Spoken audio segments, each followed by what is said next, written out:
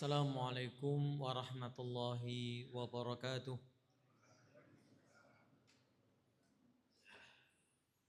Bismillah, alhamdulillah, wassalatu wassalamu ala rasulillah wa ala alihi wa sahbihi wa man walah, amma ba'du. Ahadi fillah rahimani wa rahimakumullah. Alhamdulillah, kita panjatkan syukur kita kehadirat Allah subhanahu wa ta'ala. Kembali kita berkesempatan melanjutkan pembahasan kita pada buku tafsir salat. Terakhir kita telah memulai pembahasan tentang doa iftitah. Dan doa iftitah hukumnya apa? Sunnah. Nama lainnya istiftah. Jadi bisa disebut iftitah maupun istiftah. Poin berikutnya yang disebutkan oleh penulis Ustadz Ammi Nur Ba'id hafizahullah ta'ala, makmum masbuk tidak perlu membaca doa iftitah.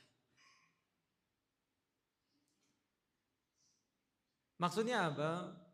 Ketika kita masbuk dan waktu terbatas, pilihannya kita membaca iftitah atau al-fatihah. Kalau kita baca iftitah, al-fatihahnya tidak terbaca.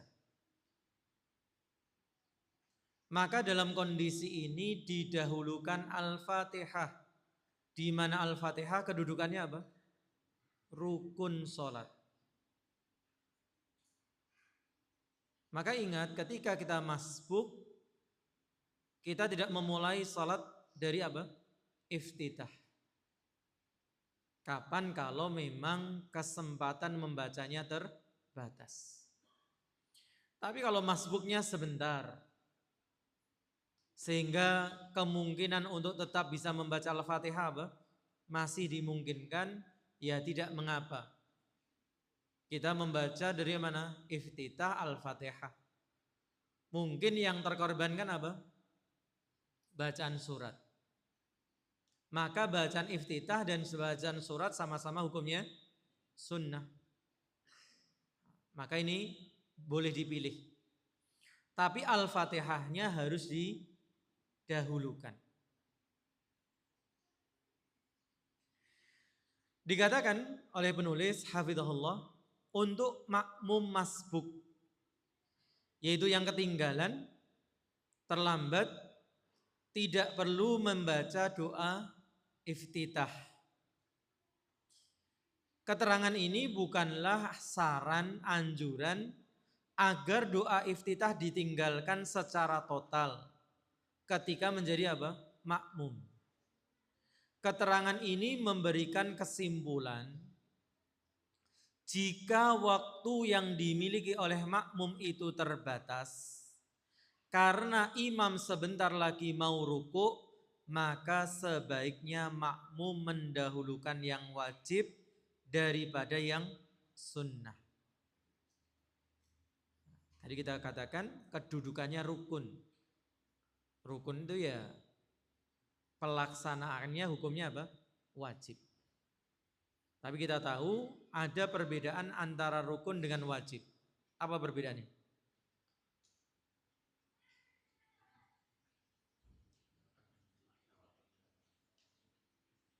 Iya, ahsan, Masya Allah.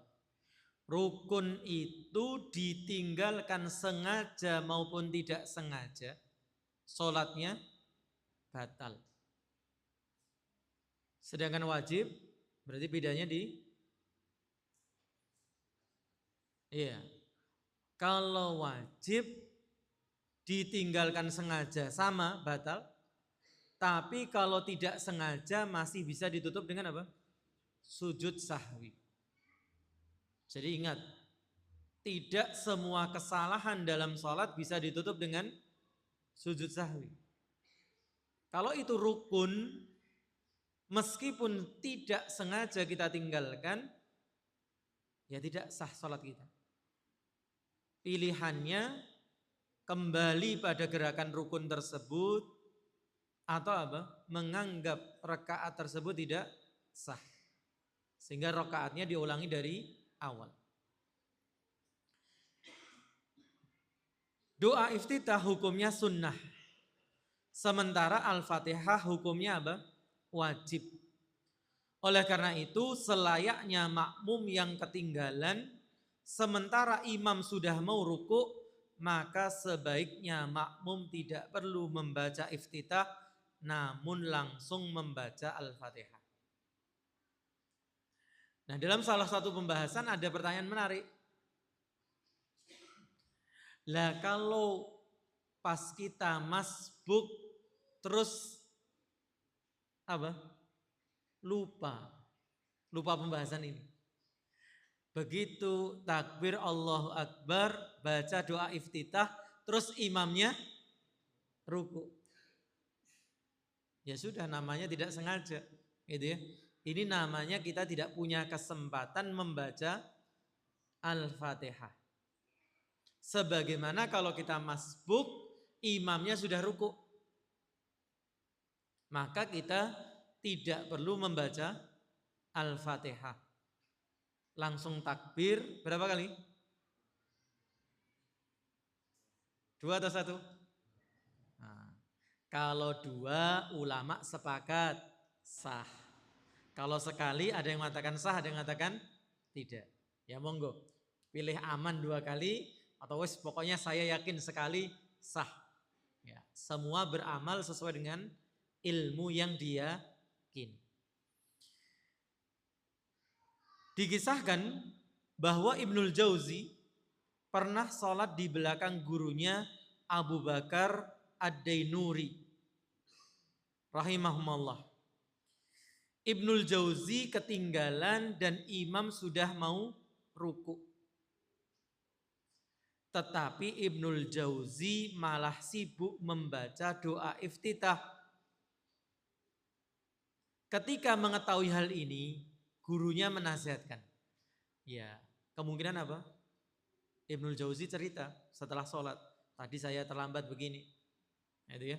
Kemudian saya baca Al-Fatihah, ternyata enggak sempat baca Al-Fatihah. Maka nasihat dari gurunya apa? Inna fuqaha'a qad ihtalafu fi wujubi qiraatil Fatihati khalfal imami walam yahtalifu fi anna listiftaha sunnatun fashtagil bil wajibi wada'is sunana. Apa kata beliau? Innal fuqaha'a, sesungguhnya ulama yaitu ahli fikih fuqaha, qad ihtalafu fi wujubi qiraatil Fatihati khalfal imami, berbeda pendapat tentang wajibnya membaca surat Al-Fatihah di belakang imam. Ini nanti akan kita bahas. Apakah makmum wajib membaca Al-Fatihah di belakang imam? Jangan ditanyakan sekarang, ya. Nanti ada waktunya. Sekarang bagaimana? Ya sudah, masing-masing mengamalkan apa yang diilmui. Karena kalau kita tanyakan sekarang semua mesti ada pertanyaannya. Sampai masalah salam pun juga ada pertanyaannya. Gak pulang-pulang nanti. Jadi kita tahu ada perbedaan pendapat tentang makmum membaca Al-Fatihah di belakang imam. Ada yang mengatakan membaca, ada yang mengatakan tidak, ada yang membedakan antara apa? Jahar dengan sir. Nah itu gambaran singkatnya. Walam yahtalifu fi annal istiftaha sunnatun. Namun mereka sepakat tidak berselisih bahwa doa iftitah itu hukumnya sunnah. Tentu ini menurut mazhab yang mana? Yang 3 kecuali mazhab Imam Malik. Meskipun sebagian Malikiyah juga mengatakan itu sunnah. Maka nasihat beliau, fashtagil bil wajibi wada'is sunana. Untuk itu sibukkanlah dirimu dengan yang wajib dan tinggalkanlah yang sunnah. Ini dalam kitab beliau apa? Talbis Iblis. Nah, beliau sedang membahas apa? Kadang sebagian ditipu oleh iblis, sibuk dengan yang sunnah, akhirnya meninggalkan yang wajib. Nah, salah satu contohnya begini. Kita kecualikan apa tadi? Memang kita pas lalai, lupa. Tapi ya jangan terus-terusan. Kalau setiap kali masbuk terus apa? Iftitah dulu, Al-Fatihahnya ketinggalan, ya ini dipertanyakan. Gitu ya. Nah, ini sudah ngaji sekarang ini berarti punya ilmu. Nah, selesai pembahasan tentang fikih iftitah. Sekarang kita akan beralih kepada doa iftitah yang beragam. Ada banyak redaksi doa iftitah yang diajarkan Nabi SAW. Setiap muslim dianjurkan untuk menghafal beberapa redaksi dari doa itu agar bisa dibaca secara bergantian. Sudah hafal berapa? Hah? Hafal berapa redaksi doa iftitah? 4, alhamdulillah. Untuk bergantian berarti minimal 2 gitu ya. Nah, minimal 2. Kalau 1 ya enggak gantian. Nah. Apa fungsinya? Misalnya sholat subuh membaca doa iftitah A, sholat duhur membaca doa iftitah B, sholat asar A lagi, maghrib B lagi. Itu kalau cuman 2. Tapi kalau 4 tadi ya bisa ganti-ganti. Apa fungsinya? Masih ingat? Menghindarkan otomatisasi, menambah kekhusyuan. Karena setiap sholat merencanakan doa iftitah yang berbeda. Tapi kalau setiap sholat doa iftitahnya itu saja, apa? Terjadi otomatisasi. Mulutnya komat kamit baca iftitah, pikirannya kemana? Mana? Iya apa ya? Kelihatannya iya. Nah. Dengan demikian, faktor yang lain yang kita sudah pelajari juga apa? Dengan demikian semua sunnah Nabi SAW akan lestari dan terjaga. Selain itu melestarikan apa? Sunnah Nabi SAW.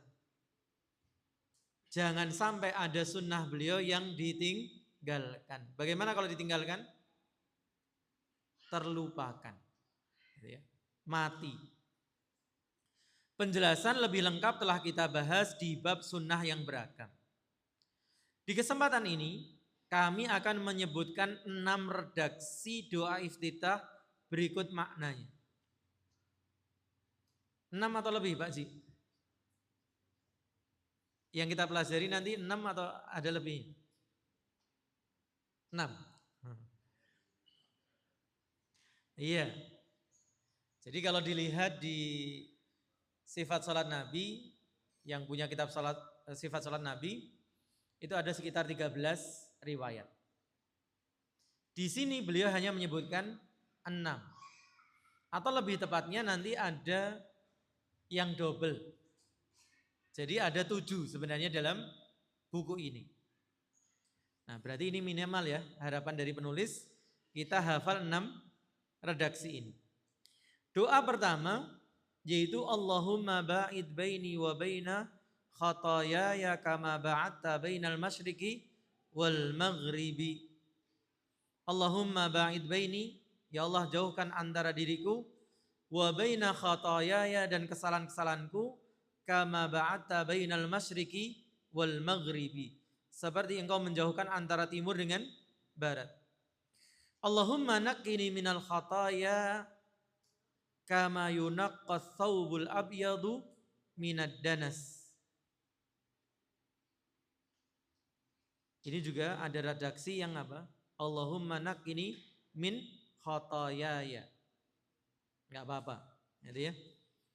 Kama yunaqqas thawbul abyadu minad danas. Ya Allah bersihkan aku dari kesalahan-kesalahanku sebagaimana dibersihkannya baju putih dari apa? Kotoran, dari noda.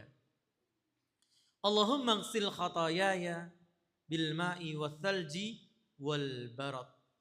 Ya Allah, cucilah dosa-dosaku, kesalahan-kesalahanku dengan apa? Air, salju, dan barad.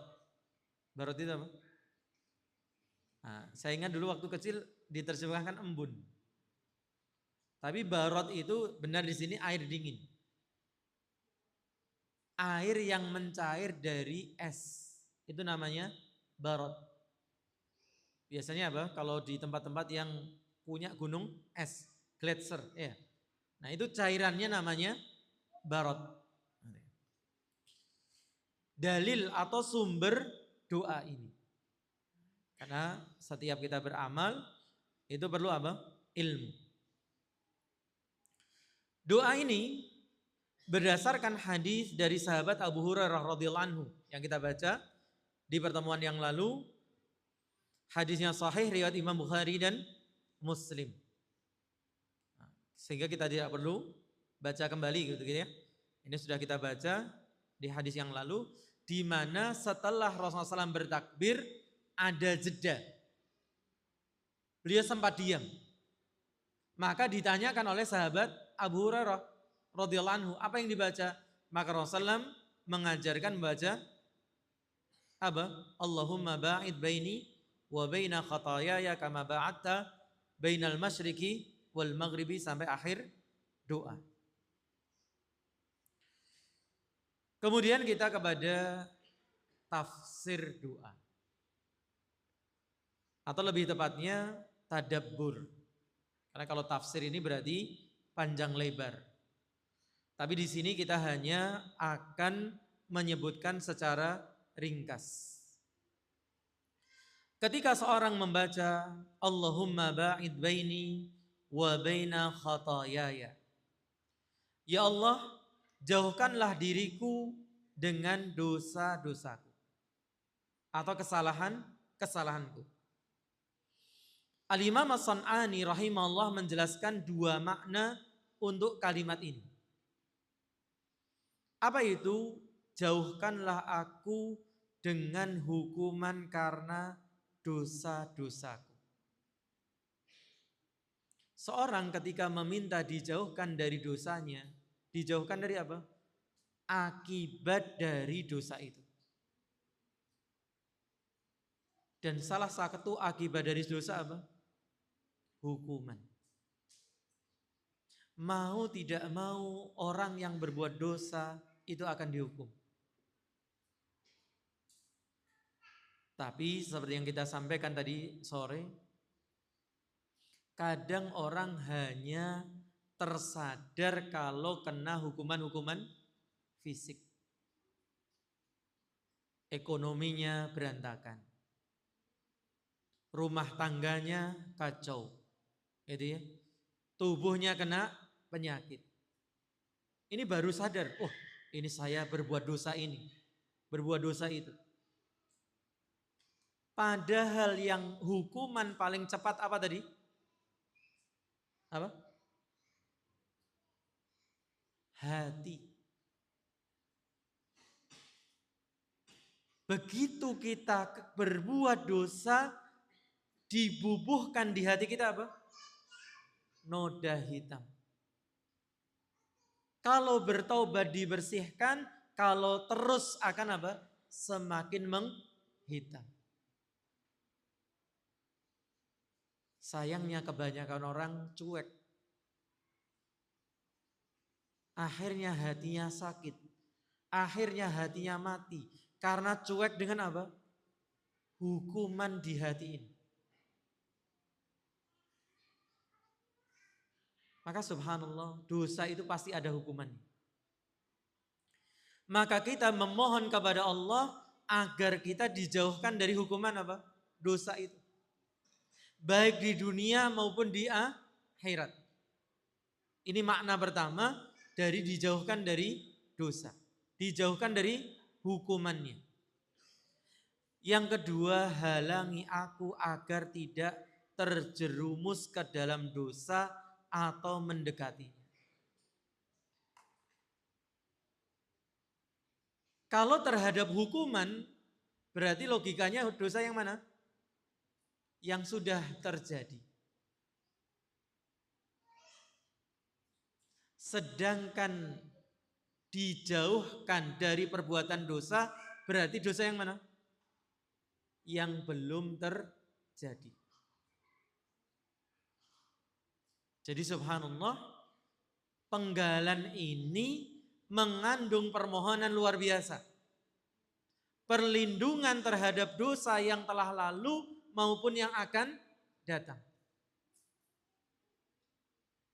Dan ini sebuah pengakuan. Kita hamba Allah yang lemah. Yang di masa lalu berbuat dosa, di masa depan pun berpotensi berbuat dosa. Maka satu-satunya yang bisa melindungi kita dari dosa siapa? Allah Subhanahu wa ta'ala. Jangan merasa diri kita hebat. Jangan merasa diri kita giat. Karena sudah ngaji, sudah ibadah, seakan jauh dari dosa, tidak. Kalau para nabi saja berlindung dari dosa-dosa, memohon ampunan atas dosa-dosa, apalagi kita. Bainas samai wal bi'r, enggak cuma bainas samai wal ard. Bukan saja antara langit dan bumi jaraknya. Bumi masih terlalu dekat, masih jauh masuk ke dalam. Maka ini yang dijelaskan oleh Imam As-San'ani, beliau mengatakan ba'id baini wa baina jazaiha wa yahtamilu halli baini wa baina muwaqa'ati dhunubi bi altafika hatta la uqarribaha. Apa kata beliau? Artinya Allahumma ba'id baini wa baina khatayaya, itu artinya adalah ba'id. Maksudnya jauhkan baini wa baina jazaiha, antara diriku dengan balasan akan dosaku. Wa yahtamilu atau wa yuhtamalu, dan bisa juga dimaknai halli baini wa baina muwaqa'ati dzunubi, halangi antara aku dengan sumber dosa, bi altafika, dengan kelembutanmu ya Allah, hatta la uqarribaha, sehingga aku tidak mendekatinya.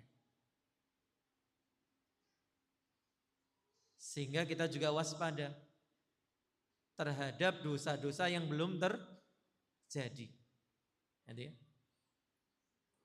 Kemudian kita tambahkan kama ba'atta bainal masyriqi wal maghribi, sebagaimana engkau menjauhkan antara timur dan barat. Kenapa ungkapannya timur dan barat? Dijelaskan timur dan barat selamanya tidak akan pernah bertemu. Kalau ketemu ya namanya jadi timur saja atau jadi barat saja. Sehingga kita meminta dijauhkan dari dosa sepanjang hidup kita yang sama sekali tidak akan bertemu. Tentu ini ungkapan apa? Hiperbolis. Karena nggak mungkin manusia, namanya manusia selama hidup ya pasti akan berbuat dosa. Tapi sebagai wujud kesungguhan kita tidak ingin berbuat dosa, ingin dijauhkan sejauh-jauhnya.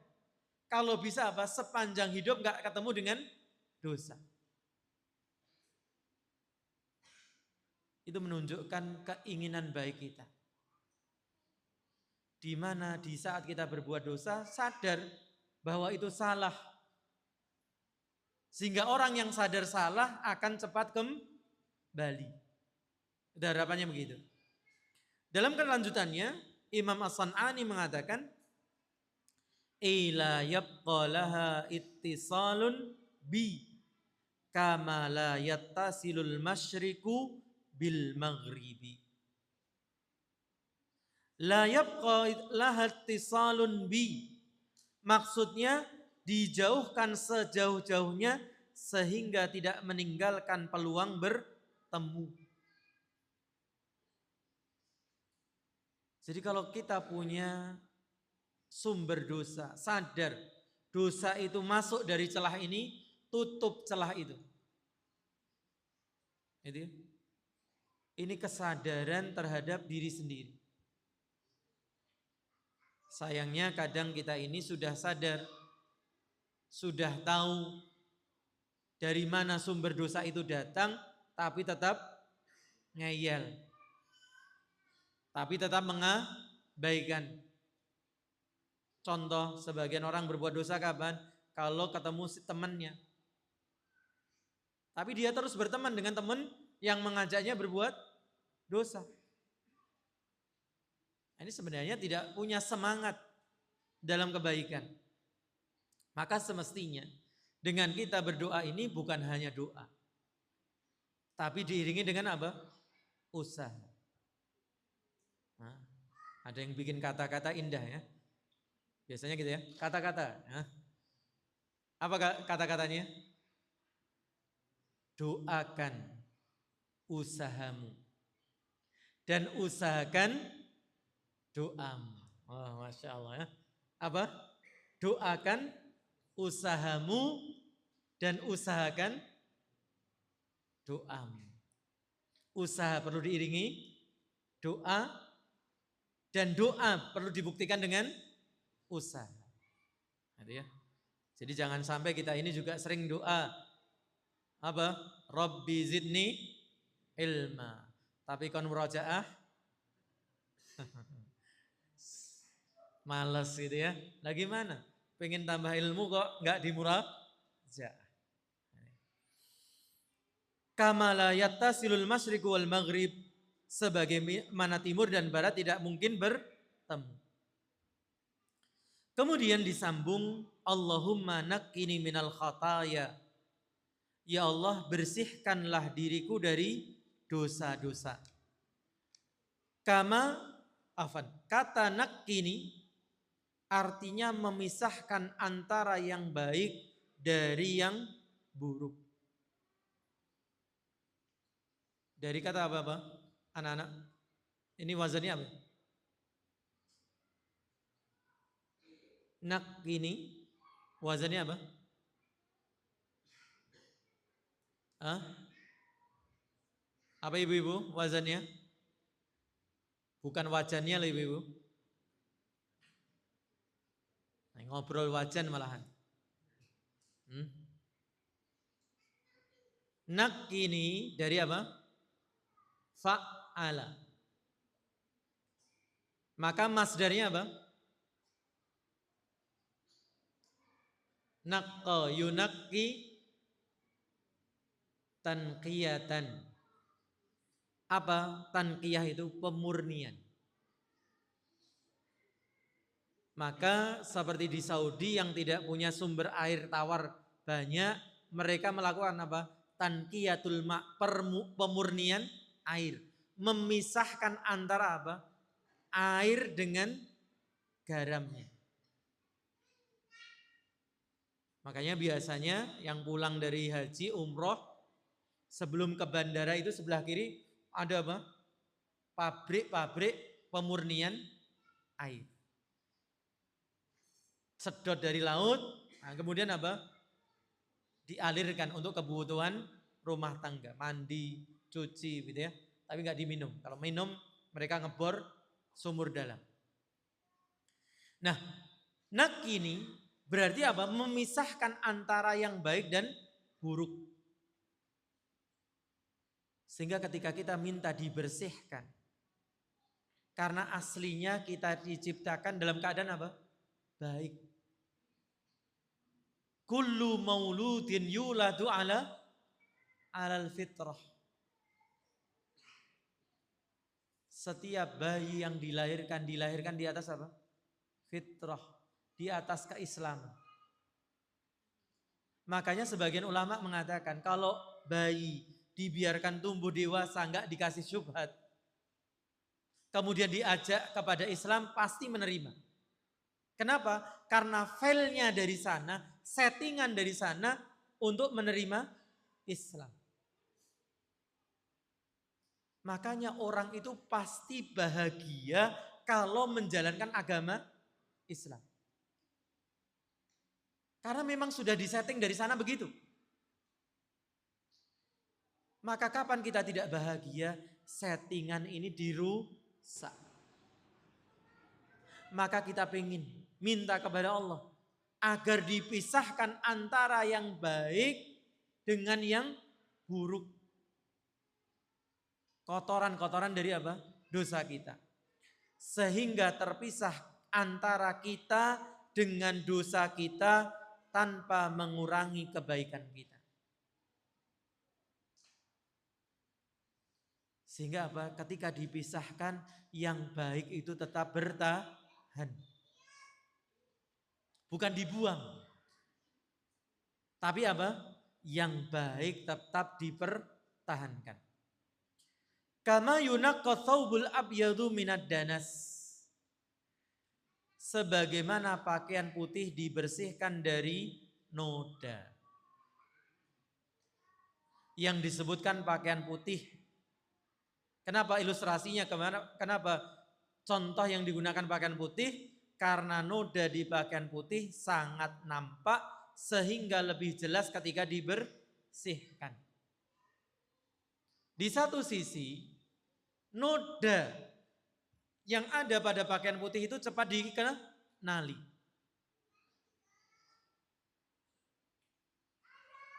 Ya, oh, kelewatan ayahnya. Masya Allah ya.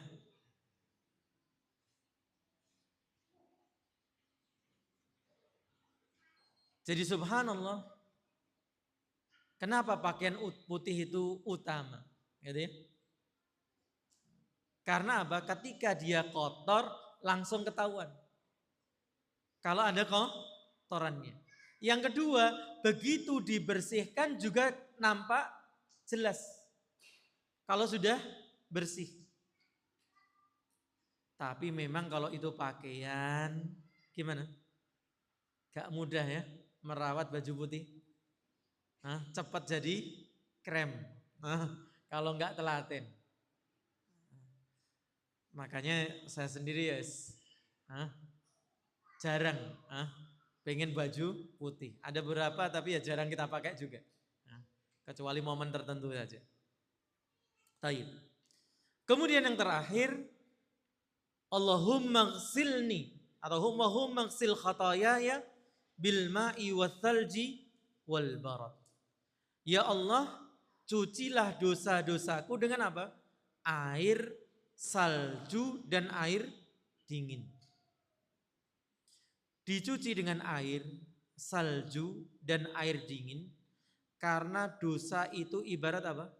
Api yang dipadamkan dengan air dingin dan salju. Ini sebagaimana hadis tentang salat 5 waktu. Apa kata Nabi SAW tentang salat 5 waktu? Beliau mengatakan tahtarikun, tahtarikun. Kalian terbakar. Sampai mengerjakan apa? Salat duhur. Kemudian apa? Salat duhur itu memadamkan. Tahtarikun. Kemudian setelah dipadamkan dengan salat duhur, kita punya salah lagi betul? Iya. Khususnya yang di luar. Kalau di pondok mungkin lebih aman ya. Paling bikin salahnya sama temennya. Iya. Karena nggak ada yang bisa ditonton. Yang berbuat salahnya siapa? Temennya, ngomong jelek sama temennya, nyubit temennya, apalagi? Maka subhanallah setelah kita sholat duhur pun berbuat salah. Maka dikatakan tahtarikun, kalian terbakar lagi sampai sholat asar. Sholat asar memadamkan. Sehingga dari hadis ini kita tahu setiap kita berbuat dosa ini sebenarnya kita membakar diri sendiri. Karena akibat dari dosa kita akan dibakar di mana? Di neraka. Maka kita pun bermohon kepada Allah. Tuh dipanggil Nabi tuh. Masya Allah. Saya dulu pertama kali pengen punya anak cewek ini. Sampai alhamdulillah 3 cewek semua. Baru nyusul Yusuf. Karena Masya Allah, bayangannya anak cewek ya kayak gini. Pakaiannya macam-macam. Masya Allah, didandani. Kalau cowok kayak gitu.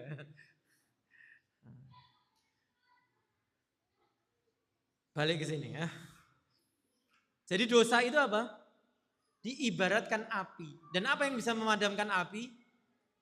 Air. Dan subhanallah nanti akan disebutkan juga. Airnya disebutkan dari apa? Air, salju, dan gletser. Ini menunjukkan semakin dingin. Dan semakin dingin, kata di sini, semakin cepat memadamkan api. Gak tahu ini tanya Damkar ya. Apa begitu teorinya? Gitu ya. Kalau memadamkan api itu pakai air dingin akan semakin cepat. Ya kita susah gitu ya. Tangkinya harus ada apa? Pendinginnya gitu ya. Nah, keluar bentuknya salju. Dikatakan oleh Imam Ibnu Hajar rahimahullah, ja'alal khataya bimanzilatin nari likauniha tuaddi ilaiha fa'abbara atau fa'ubbira an itfa'i hararatiha bil ghusli ta'kidan fi itfa'iha wa balagha fihi bisti'malil mubarridati tarqiyan anil ma'i ila abrada minhu wa huwa thalju. Nabi SAW menjadikan dosa ja'alal khataya bimanzilatin nar. Nabi SAW menjadikan dosa sebagaimana api. Likauniha tuaddi ilaiha. Karena dosa mengantarkan kepada api neraka. Fa'abbara an itfa'i hararatiha. Dan beliau menyebut cara memadamkan panasnya bil ghusli, dengan dicuci. Ta'kidan fi itfa'iha, agar lebih cepat padamnya. Artinya apa? Dengan dicuci seakan apa? Terjadi interaksi langsung antara air dengan api, dengan sumber dosa tadi. Wa balagha fihi bisti'malil mubarridati tarkiyan anil ma'i ila abrada minhu wa huwa thalju. Dan beliau lebihkan dengan menggunakan yang paling dingin yaitu salju. Jadi bertingkat dari air sampai yang paling dingin. Itu beliau sampaikan pada apa? Kitabnya Fathul Bari. Kemudian catatan penutup dari doa yang pertama. Dalam doa ini kita memohon kepada Allah penyucian dosa sebanyak 3 kali. Jadi ada 3 redaksi, ada 3 penggalan ya. Apa itu? Dijauhkan, dibersihkan, dan dicuci. Allahumma ba'id baini, Allahumma naqini, Allahumma sil. Al-Imam Al-Kirmani menjelaskan,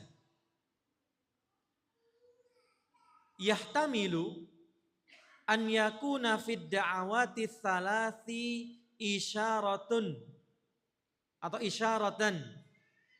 Ya isyaratan ya. Isimnya yakunu. isyaratun ilal azminati thalathati fal muba'adatu lil mustaqbali wal tanqiyatu lil hali wal ghuslu lil madi. Mungkin selama ini yang menghafal doa ini gak kepikiran sampai di sini. Tapi para ulama Masya Allah, mereka benar-benar merenungi, mendalami dan menyelami doa-doa yang diajarkan oleh Nabi SAW. Apa kata mereka? Apa kata Al-Imam Al-Kirmani rahimahullah? Yahtamilu an yakuna fid da'awati thalathi isyaratun ila azminati thalath atau thalathah. Bisa jadi 3 bentuk doa ini adalah isyarat terkait waktu penyucian dosa. Maksudnya apa? Waktu yang kita jalani dalam hidup. Waktu yang kita jalani dalam hidup ada berapa? 3. Apa? Masa lalu, sekarang, dan akan datang. Berarti, perhatikan, fal muba'adatu lil mustaqbal. Penggalan pertama, minta dijauhkan, yaitu dijauhkan dari dosa di masa mendatang. Makanya keterangannya Imam Son'ani tadi apa? Dijauhkan itu, dijauhkan akibat dan dijauhkan untuk dosa yang akan datang. Wa tanqiyatu lil hal, dibersihkan untuk dosa saat ini. Ini yang dijelaskan oleh Ustaz Firanda di antara perbedaan yang disebutkan para ulama tentang taubat dan istighfar. Dikatakan taubat itu kapan? Kalau kita sudah punya kesiapan untuk berhenti dari dosa. Misalnya sebagian teman-teman yang qadarullah terjebak apa? Riba. Nyicil apa? Rumah. Sebelum tahu dulu dianggap ya sebagaimana umumnya ya biasa. Yang ra nyicil ya ora duwe omah. Katanya kan gitu. Ra nyicil ora duwe barang kan gitu ya. Opo-opo akhirnya mencicil. Hah?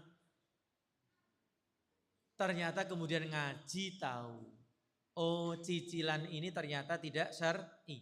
Karena ada cicilan yang boleh. Ada cicilan yang tidak boleh, yang berbunga, yang ada apa? Dendanya dan sebagainya. Akhirnya apa? Alhamdulillah kok pas dapat warisan. Hah? Terus apa? Siap menutup riba itu. Meskipun resikonya apa? Cicilan itu kalau dilunasi kena penalti. Itulah apa? Ngeribanget. Ngerinya riba di situ.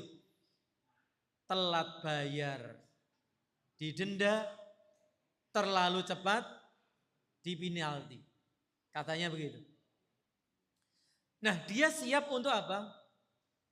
Keluar dari riba dengan dia lunasi. Maka dia niatnya apa? Bertaubat. Karena memang sudah siap berhenti. Meskipun di kemudian hari dia jatuh di dosa yang sama, tinggal taubat lagi. Tapi ada sebagian yang terjebak riba tadi bagaimana? Mau lepas belum bisa. Mau ditutup belum ada duitnya. Mau menghindar wong namanya hutang. Meskipun sebenarnya ada satu solusi. Apa? Ngajukan keberatan terhadap bunganya. Ini saya ajari, mungkin ada yang punya kasus terjebak kredit riba, maka ajukan keberatan terhadap apa? Bunganya. Sehingga kita hanya membayar pokoknya. Bisa ya begitu? Ini teman-teman yang penggiat anti riba ini biasanya bisa mendampingi. Tapi ya memang harus siap mental. Karena pasti akan diteror, diteleponi, didatangi, gitu ya. Nah, mereka nggak mau rugi. Padahal sebenarnya mereka rugi dengan riba itu. Nah, ternyata apa? Nggak bisa menggunakan cara ini. Dia mau tidak mau harus terus mengangsur. Maka yang seperti ini minimal kita apa? Istighfar. Orang yang belum bisa lepas dari dosa tapi harus sadar dia berbuat salah. Apa? Istighfar. Istighfar itu memohon ampunan pada dosa yang dia belum bisa lepas. Di mana harapannya nanti akan berakumulasi sedikit demi sedikit bersih, akhirnya bisa bertaubat. Itu bedanya apa? Antara taubat dengan istighfar. Jadi jangan sampai kita ini masih terjebak dosa tapi tidak merasa apa? Ingin lepas darinya. Caranya bagaimana? Caranya terus istighfar. Sehingga efek dosa yang melekat hari ini bisa terkurangi. Nah, ini yang juga terkandung pada apa? Dibersihkan. Allahumma naqqini minal khataya kama yunaqqa thawbul abyadu minad danas. Yang terakhir wal ghuslu lil madhi, dan dicuci itu untuk dosa di masa silam. Yang telah lalu apa kita mohon untuk dicuci. Karena yang lalu itu kadang apa membekas. Bekas-bekas ini harus dicuci. Maka subhanallah ternyata kandungan doa iftitah ini luar biasa. Padahal ini baru dibahas secara ringkas saja. Apalagi kalau kita apa? Membuka buku-buku yang lebih luas. Pembahasannya tentang apa? Masing-masing doa ini. Wallahu a'lam. Nih. Silakan kalau ada koreksi, tambahan atau pertanyaan. Apa Mas Bima? Tanya apa? Oh, mulet. Peregangan. Tak kira mau tanya, tangannya diangkat.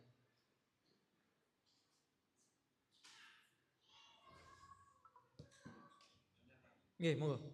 Sebentar, kasih mic. Bagaimana para kita yang telah lunas dari riba, hukumnya bagaimana dengan riba yang sudah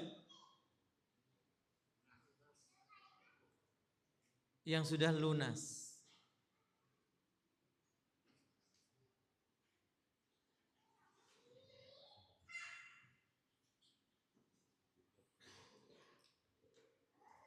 Allah berfirman di surah Al-Baqarah tentang riba ayat 275. Faman ja'ahu mau'izatun min rabbih fantaha falahu ma salaf. Barang siapa datang kepadanya peringatan dari Rabb-nya kemudian dia berhenti, maka baginya apa yang telah lalu. Al-Baqarah 275. Orang dulunya nggak tahu tentang riba, tentang praktek riba. Kemudian apa? Berhenti. Setelah apa? Dia mendapatkan peringatan, mendapatkan penjelasan, mendapatkan ilmu. Maka baginya apa yang telah lalu. Ini insya Allah pendapat yang sahih. Ini penjelasan yang benar. Saya contohkan yang lebih ekstrim. Bukan hanya kredit yang sudah lunas. Misalnya ada orang yang dulunya rentenir. Kaya dengan apa? Menggandakan, meminjamkan uang. bertahun-tahun bahkan puluhan tahun. Punya rumah di mana-mana, punya sawah di mana-mana. Akhirnya Allah gerakkan hatinya untuk belajar. Tahu ternyata, ternyata meminjamkan uang berbunga itu dosa. Maka semua sawahnya, semua rumahnya hak milik dia. Yang bukan hak milik dia yang mana? Yang masih di tangan orang-orang. Apa? Bunganya. Kalau pokoknya boleh dia minta. Dia meminjami fulan 1 juta. Kemarin apa? Sudah ngangsur 500.000. Ya berarti tagih berapa? 500.000. Meskipun perjanjiannya mungkin harusnya mengembalikan berapa? 1.200.000. Dah 200-nya nggak usah. Di sana 10 juta. Sudah ngangsur berapa? 5 juta. Kembalikan 5 juta. Harusnya dia ngangsur 12 juta. Yang 2 juta nggak usah. Jadi subhanallah, taubat itu apa? Menjadikan harta yang sebelumnya miliknya. Tidak kemudian seperti sebagian kadang berlebihan. Semua yang kamu dapatkan harus dijual, harus disegahkan. Enggak. Yang sudah lalu sudah dimiliki, sudah. Itu ya. Kenapa? Itu menjadikan orang mau bertaubat. Kalau orang bertaubat harus menanggung apa yang terjadi di masa lalu, apa? Orang mungkin tidak tertarik untuk bertaubat. Ya wis kadung sisan. Gitu ya? Gitu ya? Yes, pineh. Coba si rentenir tadi. Kalau dikatakan kepadanya, kamu harus mengembalikan bunga-bunga yang kamu ambil dari orang-orang tersebut. Wongi sapa wae mbuh catetane ning endi? Apa tidak menyusahkan? Gitu ya? Maka ini yang disampaikan oleh Syekh Sulaiman Ar-Ruhaili ketika menjelaskan pertaubatan orang dari riba. Jadi apa yang sudah dikuasai sebelum dia tahu? Itu apa? Haknya dia. Tapi setelah dia tahu, nggak boleh. Kalau tetap diambil, nah dia kena ancaman dosa-dosa riba. Wallah.